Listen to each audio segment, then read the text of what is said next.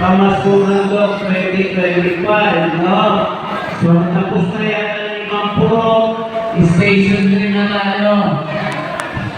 Station 2. Taon, Boracay ito Station 2, sila naman po ay mas pinapaayos, mas pinapaganda po natin ang ating pamasukan do para sa bawat isang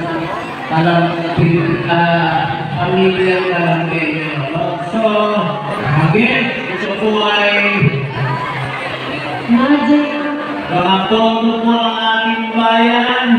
Galing po sa mamamayan. Ibinabalik po natin sa ating mamamayan sa pamamagitan po ng ating programa, proyekto at servisyo. Sa mga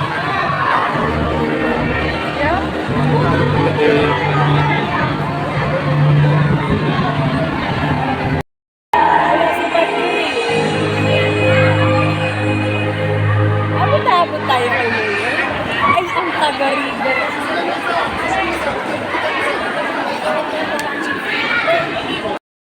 ay pila kayo ulit or mamaya na po ulit.